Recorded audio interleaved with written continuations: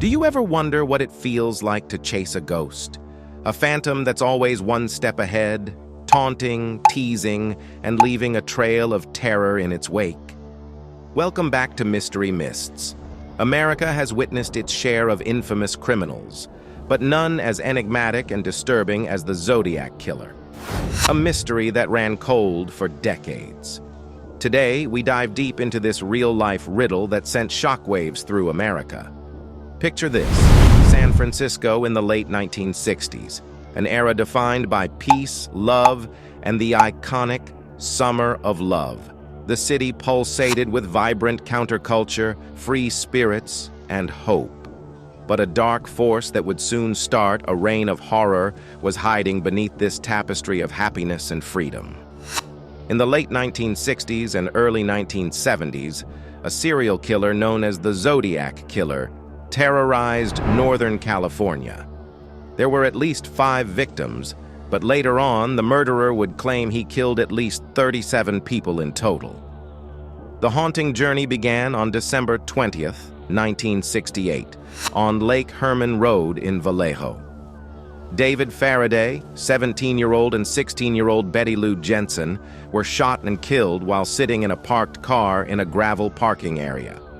By the time police arrived, Betty was found dead, but David was still alive.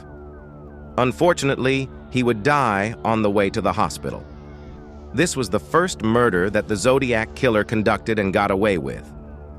Before moving deeper, if you're interested in more stories like this, please hit that subscribe button. Barely 7 months later, the Zodiac's next crime happened on July 4th, 1969, in Blue Rock Springs Park, only a few minutes away from the previous crime. The Zodiac Killer approached a parked car with a flashlight and then murdered 22-year-old Darlene Ferrin and 19-year-old Michael Mageau. Both were still alive when found, but only Mageau would survive.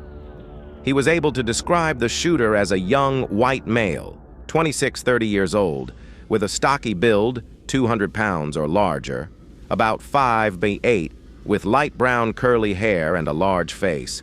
Within an hour, the police received a phone call from someone who claimed to be the shooter and the shooter in the Lake Herman Road murders. But the Zodiac wasn't done communicating. On August 1st, 1969, the San Francisco Chronicle, the San Francisco Examiner, and the Vallejo Herald all received a handwritten letter from someone who claimed to be the shooter. The letters revealed specific details about the killings to prove that the writer was indeed the murderer. All the letters were signed with a circle with a cross through it, the symbol that would eventually be known as the mark of the Zodiac Killer. Also included in the letter were 3 different codes that the Zodiac Killer demanded be printed in newspapers, or else he would kill again. The Zodiac Killer said that the cracked codes would reveal his identity. On August 4, 1969, another letter was received that started with the phrase saying, "This is the Zodiac speaking," marking the first time the killer referred to himself as the Zodiac.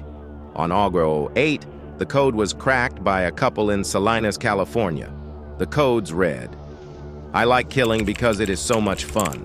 It is more fun than killing wild game in the forest because man is the most dangerous animal of all to kill.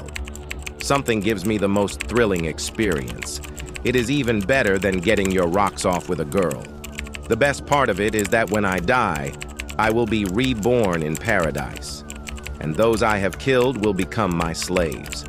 I will not give you my name because you will slow down or stop my collecting of slaves for the afterlife."